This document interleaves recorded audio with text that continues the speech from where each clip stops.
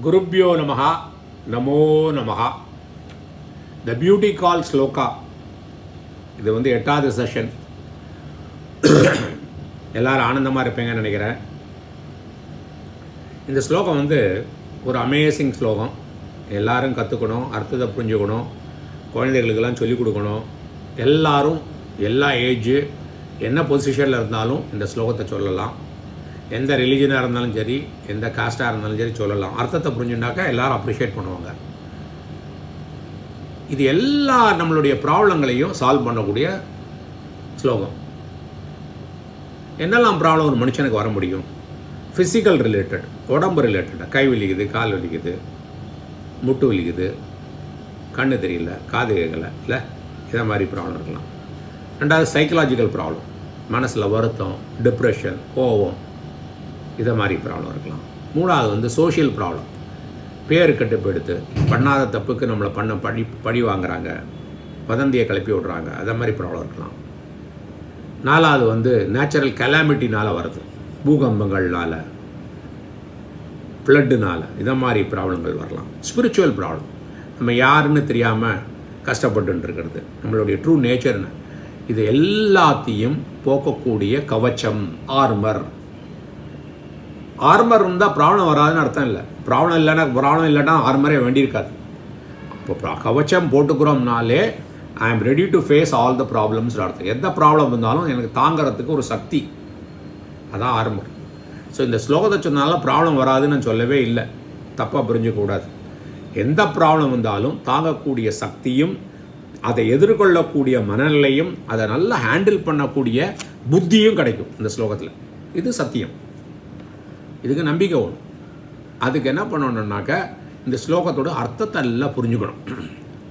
ஸ்லோகமாக மட்டும் சொன்னாலும் அது ஒரு பலம் இருந்தால் கூட அது அர்த்தத்தை புரிஞ்சுட்டானா மனசில் ஒரு பாசிட்டிவ் சஜஷன்ஸ் கிடைக்கும். நம்மள்கிட்ட 4 பேர் நல்லது பேசுகிறாங்கன்னா அது அர்த்தத்தை புரிஞ்சுட்டோம்னா எவ்வளோ ஒரு நல்ல ஃபீலிங் கிடைக்கிறது. அது மாதிரி இந்த ஸ்லோகத்தோட அர்த்தத்தை புரிஞ்சுட்டோம்னாக்க அப்போ அதுக்கு என்ன பண்ணணுன்னாக்க நிறைய பேர் ரிக்வெஸ்ட் பண்ணின மாதிரி முந்தியில் கூட அன்வயக்கிரமம், ஸ்லோகம் எதாக இருந்தாலும் அன்வயக்கிரமம் பண்ணுங்கோ. அன்வயக்கிரமம்னா என்ன? ஒரு 5 ஸ்டெப்ஸ் இருக்குது. முதல்ல அந்த ஸ்லோகத்தை வந்து ஒவ்வொரு வேர்டாக பிரிக்கணும், அப்புறம் ஒவ்வொரு வேர்டையும் அனலைஸ் பண்ணணும், அப்புறம் ஒவ்வொரு வேர்டுக்கும் அர்த்தம் கண்டுபிடிக்கணும், அப்புறம் அதை ரீஅரேஞ்ச் பண்ணணும் கரெக்டாக ஒரு சென்ஸ் வர மாதிரி அந்த ஸ்லோகத்துக்கு. அப்புறம் அதோட தாத்பரியம், அது என்ன சொல்ல வருது, ஷார்ட்டாக, ப்ரீஃபாக, எசன்ஸ் என்ன, அதோட தாத்பரியம் என்ன, இது 5 பண்ணணும். இந்த 5 பண்ணலாம். அப்போ இந்த ஸ்லோகத்துக்கு போகிறது ரெடியாக இருக்குமா? அப்போ இந்த ஸ்லோகம் வந்து ஒரு கவச்சம்னு சொன்னேன். அப்போ எங்கேருந்து வந்திருக்கு அந்த ஸ்லோகம்? இது வந்து சிவ கவச்சத்துலேருந்து எடுத்திருக்கு. 27வது வேர்ஸு. ஏன் சொல்கிறேன்னா, யாருக்கெல்லாம் அந்த புக்கு இருக்கோ அவெல்லாம் பார்த்துக்கலாம், அல்லது கூகுளில் போய் சிவ கவச்சம் வேர்ஸ் 27 போட்டால் இது வந்துடும். உங்களுக்கு டெக்ஸ்ட்டும் வேணும்னா நான் அனுப்பி கொடுக்குறேன் இந்த வீடியோவோட, சரியா? அப்போ உங்களுக்கு சரியாக உச்சாரணமும் இருக்கும், நல்லா இருக்கும். சரி, அப்போ என்ன ஸ்லோகம்னு பார்க்கலாப்பா. துஸ்வப்ன துஷ்சகுன துர்கதி தௌர்மனஸ்ய துர்பிக்ஷ துர்வசன துஸ்ஸக துர்யசாம்சி உத்பாத தாப விஷபீதிம் அசத்கிரகார்த்திம் வியாதீம்ச்ச நாஷயத்து மே ஜகதாம் அதீஷக. அப்போ முதல்ல ஆரம்பிக்க என்ன செய்யணும்? பத விபாகம். இதில் எத்தனை பதங்கள் இருக்குதுன்னு பார்க்கணும். எத்தனை பதங்கள் இருக்குது? 9 பதங்கள் இருக்குது. என்னெல்லாம்? துஸ்வப்ன துஷ்சகுன துர்கதி தௌர்மனஸ்ய துர்பிக்ஷ துர்வசன துஸ்ஸக துர்யசாம்சி. ஒரு word, long word, compound word, சமஸ்த பதம். ரெண்டாவது உத்பாத தாப விஷபீதிம், 2வது வேர்டு. அசத்கிரகார்த்திம், 3வது வேர்டு. வியாதீன், 4வது வேர்டு. ச, 5வது வேர்டு. நாஷயத்து, 6வது வேர்டு. மே, 7வது வேர்டு. ஜகதாம், 8வது வேர்டு. அதீஷக, 9வது வேர்டு. ஸோ அந்த அன்வயக்கிரமில் ஃபஸ்ட்டு ஸ்டெப்பு முடிச்சிட்டோம். ரெண்டாவது வந்து ஒவ்வொரு வேர்டையும் அனலைஸ் பண்ணணும். இந்த ஃபஸ்ட் வேர்டு என்ன சொன்னோம்? துஸ்வப்ன துஷ்சகுன துர்கதி தௌர்மனஸ்ய துர்பிக்ஷ துர்வசன துஸ்ஸக துர்யசாம்சி. இது வந்து நியூட்டர் ஜெண்டர் வேர்டு. 2வது விபக்தி பகுவச்சனம், அனலைஸ் பண்ணுறோம். 2வது உத்பாத தாப விஷபீதிம், இது வந்து ஃபிமனைன் ஜெண்டர். ஸ்ரீலிங்க பதம், ரெண்டாவது விபக்தி, ஏகவச்சனம், சிங்குலர். இது அசத் கிரகார்த்தியம், இதுவும் ஸ்ரீலிங்க பதம், ரெண்டாவது விபக்தி, ஏகவச்சனம். வியாதீம் ச அப்படிங்கிறோம் இல்லையா, அதை பிரிக்கணும். வியாதீன் ச அப்படின்னு பிரிக்கணும். வியாதீன்ங்கும்போது மாஸ்குலின் ஜெண்டர், ரெண்டாவது விபக்தி, பகுவச்சனம். சங்கிறது அவ்வியம், இன்டெக்லைனபிள். நாஷயத்து, நாஷயத்துங்கிறது நஷ்ங்கிற தாத்துலேருந்து வந்திருக்கு. லோட்லகாரம், லோட்லகாரத்தில் பிரதம புருஷ ஏகவச்சனம். இது நிஜந்தே காசேட்டிவ் ஃபார்மில் கர்த்தரி ஆக்டிவ் வாய்ஸில் இருக்குது. மேங்கிறது அஸ்மத் சப்தம், ஷஷ்டி விபக்தி, ஏகவச்சனம். ஜகதாம், ஜகதாம்ங்கிறது ஜகத் சப்தம், ஷஷ்டி விபக்தி, பகுவச்சனம். அதீஷக, அதீஷகங்கிறது மாஸ்குலின் ஜெண்டர், பிரதமா விபக்தி, ஏகவச்சனம். ஸோ முதல்ல என்ன பண்ணிட்டோம், பதத்தை பிரித்தோம், பதத்தை அனலைஸ் பண்ணிட்டோம். இப்போ மூணாவது பதத்தை அர்த்தம் பண்ணணும். அர்த்தம் பண்ணும்போது என்ன சமாசம்னு கண்டுபிடிக்கணும். ஏன்னா சந்தி பண்ணும்போது, சந்தி பண்ணுறதுக்கு முன்னாலேயும் பிரிச்ச அப்புறமும் சேர்ந்து பண்ண அப்புறம் அர்த்தங்கள் மாறாது. ஓகே, சூரிய உதயகன்னு சொன்னாலும் சரி, சூரியோதயக சொன்னாலும் அர்த்தம் மாறாது. இங்கே சமாசத்தில் அர்த்தங்கள் மாறும். என்ன சமாசம் பண்ணுறோங்கிறத வச்சுட்டு அர்த்தங்கள் மாறும். ஒரே சமஸ்த பதத்துக்கு நம்ம சமாசம் வேற வேறையாக பொருள்படுத்தும் போது, இன்டர்பிரட் பண்ணினோம்னா அதுக்கு அர்த்தங்களும் மாறும்.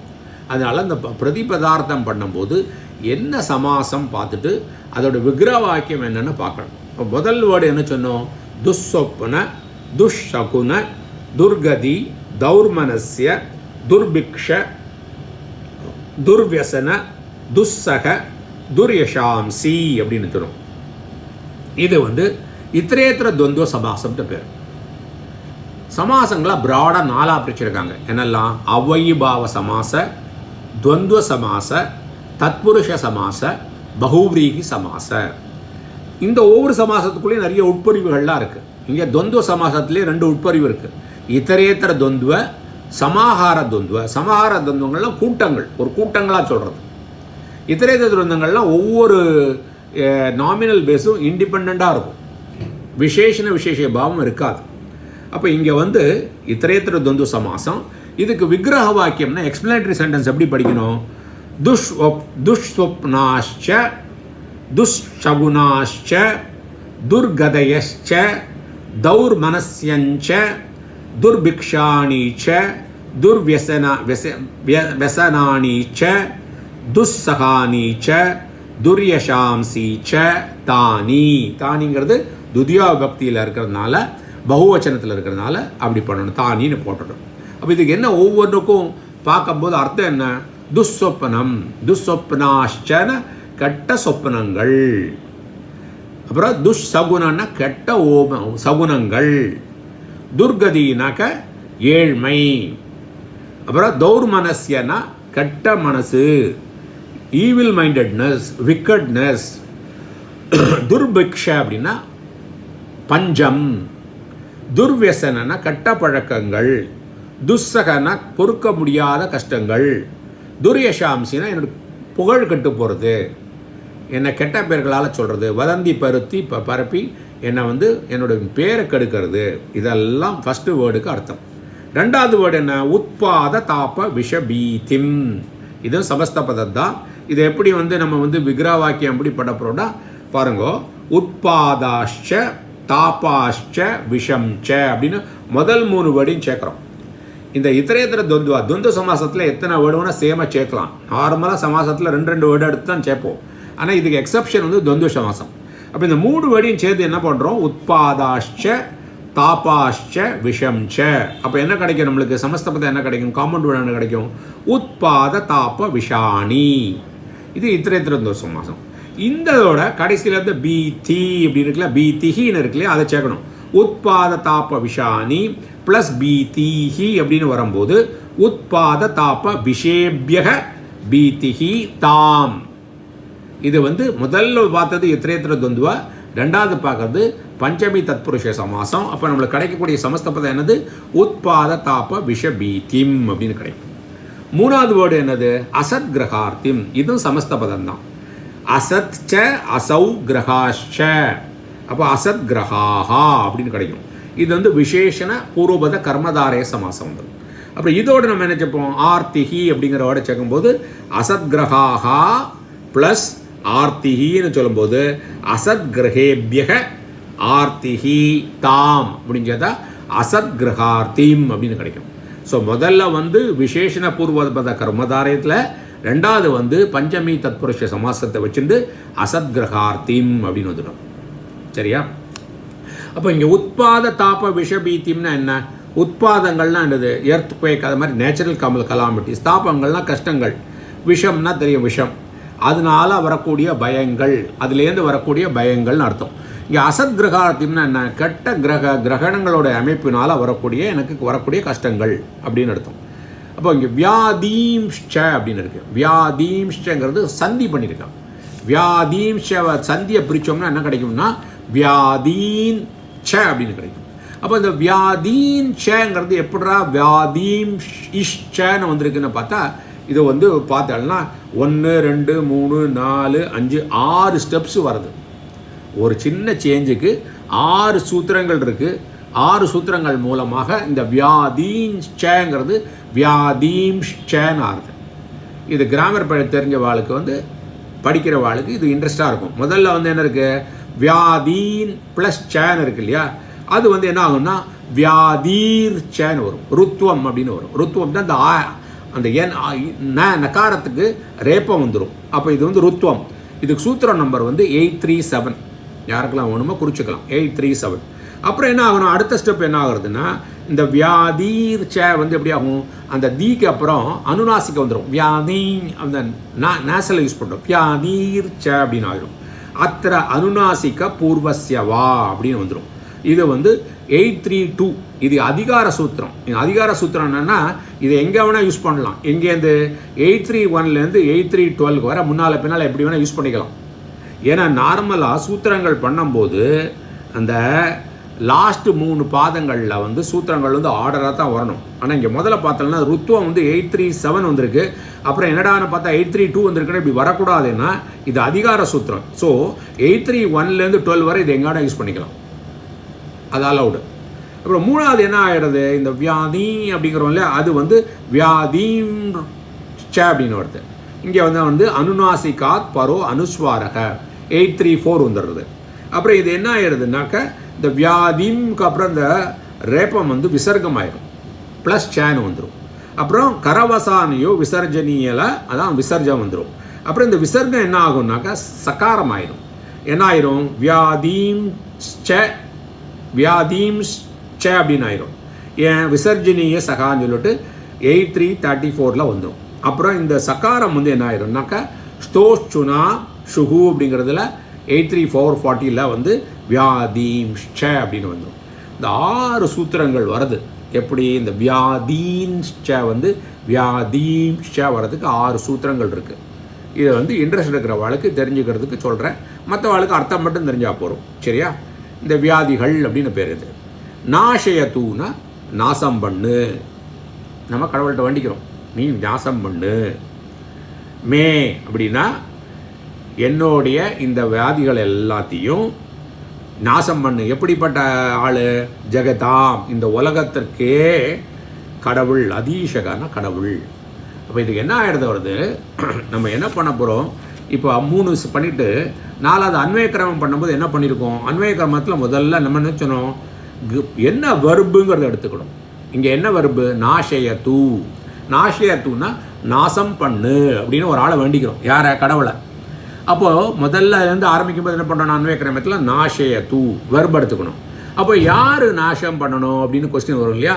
அப்போ ஜெகதாம் அதீஷகா அப்படின்னு அதுக்கு அர்த்தமாக இருக்கும்.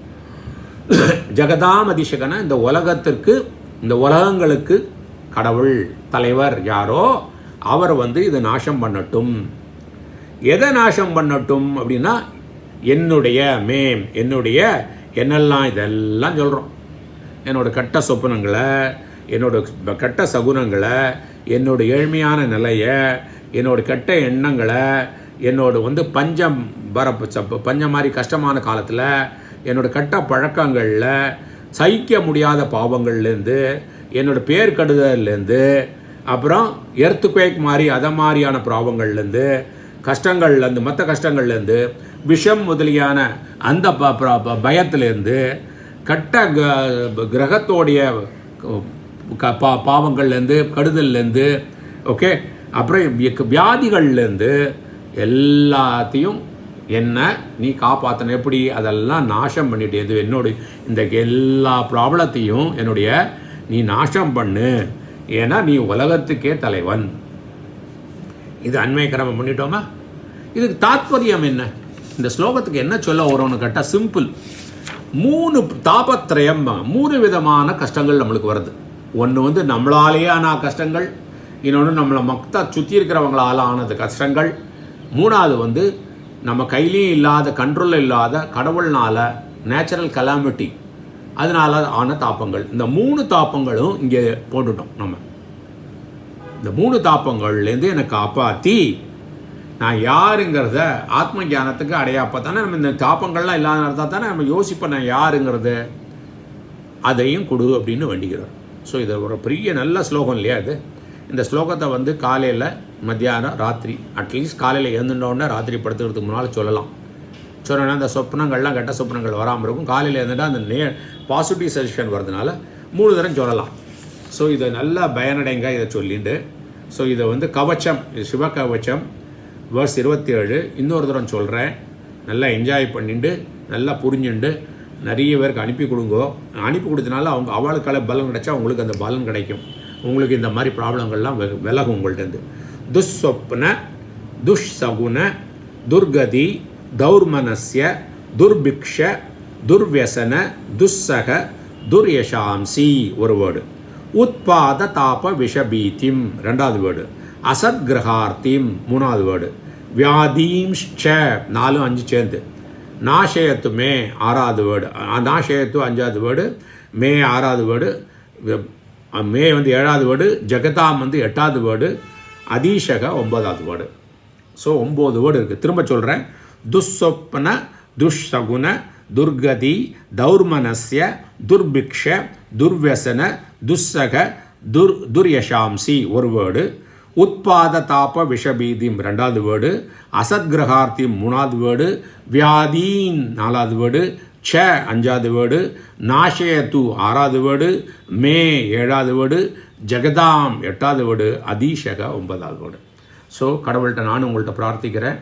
உங்களுக்கு எல்லா தாபத்திரயங்கள் உங்களாலேயே ஆனது, உங்களோட உடம்புனாலேயே, உங்களோட சாப்பாடு பழக்கங்கள்னால, உங்களுடைய பழக்க வழக்கங்கள்னால உங்களுக்கு வர ப்ராப்ளம், கெட்ட சாப்பாடு கெட்ட எண்ணங்கள்னால வருது, மற்றவ மூலமால் வருது ப்ராப்ளம்கள், அல்லது நேச்சுரல் கலாமிட்டி உங்களோட கண்ட்ரோலுக்கு விழுந்து வெளியில் வருது, எல்லாமே போய் நீங்கி இந்த கவச்சம் உங்களுக்கு இன்னிலேருந்து கிடச்சி. கவச்சம்னு என்ன சொன்னேன்? ப்ராப்ளம் வராதுன்னு இல்லை, ஆனால் அந்த ப்ராப்ளம் வரத்துக்கூடிய தடுக்கிறதுக்குள்ள சக்திகள் கிடைக்கும், அந்த ப்ராப்ளத்தை எதிர்த்து கொள்ளக்கூடிய புத்தி கிடைக்கும், அதை கரெக்டாக பார்க்கக்கூடிய இந்த ப்ராப்ளத்தினால இதுக்கு ஏதோ கற்றுக்க வேண்டி இருக்குங்கிற மனநிலையை கொடுக்கும்.